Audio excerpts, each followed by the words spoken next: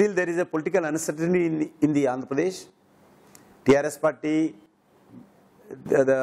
అది కాంగ్రెస్లో మెర్జ్ అవుతుందా, లేకపోతే కాంగ్రెస్ తోటి అలయన్స్ ఉంటుందా, విడివిడిగా పోటీ చేస్తారా, అదేవిధంగా మిగతా పార్టీల పరిస్థితి ఏంది?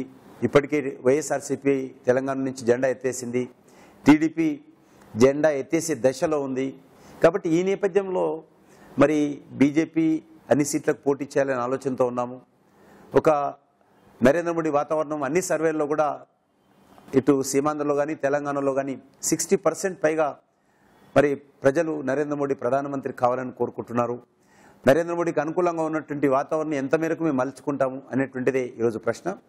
అనేక సర్వేల్లో రకరకాల అభిప్రాయాలు వ్యక్తం చేస్తూ ఉన్నారు. మాకు సంబంధించినంత వరకు మాకు మంచి వాతావరణం ఉంది. ఖచ్చితంగా ఈ మార్చి నెలలో భారతీయ జనతా పార్టీకి అనుకూలంగా వాతావరణం మేము మలుచుకుంటాము.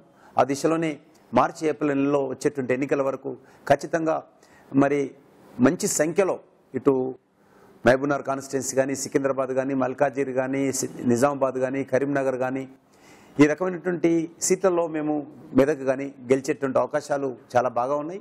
అభ్యర్థుల ఎంపిక ఈ యొక్క 2వ వారంలో పూర్తి చేస్తాం. ఖచ్చితంగా మంచి వాతావరణము భారతీయ జనతా పార్టీకి వస్తుంది. We will win sufficient number of seats in the Simandra also. Simandra also there is a number of politicians, former ministers, former MPs.